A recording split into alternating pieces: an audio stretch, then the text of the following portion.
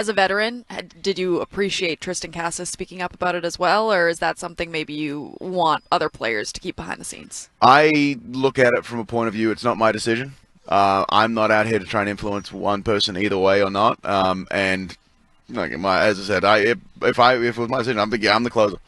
Like I'm doing this, but it's not. There's a competition. There's an active competition, no matter what. I think there's guys who have been in solidified roles that it's like at the end of the day, you need to win that job. I come into camp every single time looking to win a job, whether it be just a spot on the roster, whether it be the ninth inning role. That's my job. I'm trying to make a team every year, and that's where I feel like I can get the best for me, and I don't get that complacency kicking in. So, yeah, that's yeah. I think it's just we leave all that stuff, and if you're good enough, and you'll be there. Liam, it's always fascinating to me because I come from the world of football, so like American football,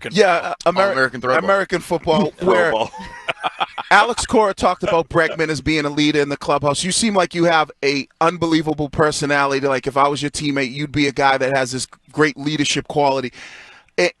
But in football, you're always on the field and you can contribute every single game.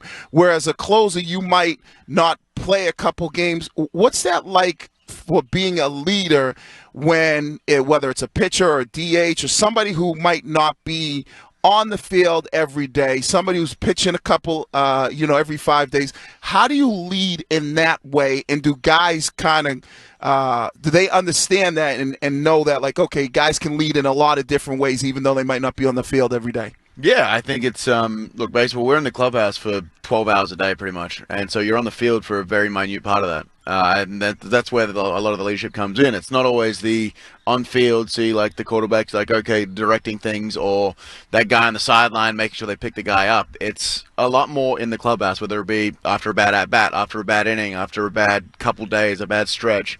It's that guy that goes up and can kind of take control of that, but also let guys know when they're stepping out of line a little bit. That's where I feel like baseball is a little bit different, where it's a lot more clubhouse stuff. It's I'd say similar to kind of the way hockey is. It's like that you have a period. Okay, this guy messed up in that period. You'll see the guy go over, whether it be mid-game, whether it be post-game. It's like you see him go over. As a reliever, I can't really go mid-game, so it's you do what you can, but. I don't think playing isn't to do it. You look at like a guy like Johnny Gomes. I feel like he was classified as a very, very good leader, and he was brought onto multiple teams, multiple World Series winning teams, to be that guy while not playing an everyday role. So it's I think it's more about making sure that the guys respect you, not just listen to you, but actually respect you in that regard. You don't want to be.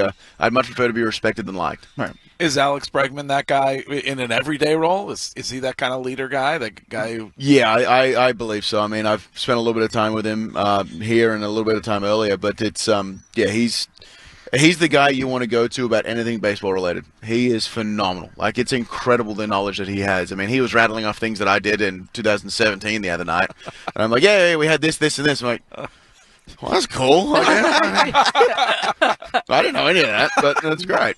But yeah, it's like he's phenomenal at that. I think both him and Bueller bring that sort of arrogance and confidence, and yeah, it's bordering on arrogance as far as the way they hold themselves. It's not that way in the clubhouse, but on field and the way they are approaching the game, it's borderlining arrogance, and I think that's going to be a great thing for this team because we do have a really young team, and with the amount of young guys on this team, they need to be able to see that winning mentality come through every day, and seeing guys like that have won multiple World Series, it can definitely take hold. Thanks for taking the time this morning. You're out. Yes, what? Can I just ask, because Yeah. I'm on the edge of my seat, did you get the sink put in the dugout? Because you asked last year that you wanted to be able to wash your hands more. Yes, so it was a portable one last year. It got done after my wife may or may not have mentioned it to a assistant GM strongly about, hey, Love her. you got to give the cancer kid somewhere to wash his hands. Yep.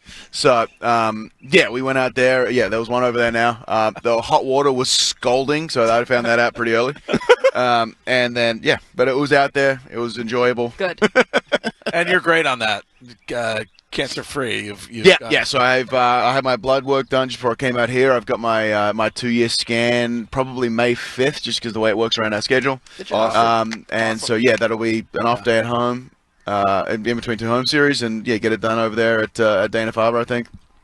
Get that knocked out, and that'll be my 2-year remission. Awesome. And it's a lot more fun than the alternative. Yeah. All right. Well, thanks a lot. We appreciate it. Good luck the rest of the way through. And we'll see you back in Boston on Friday, April 4th.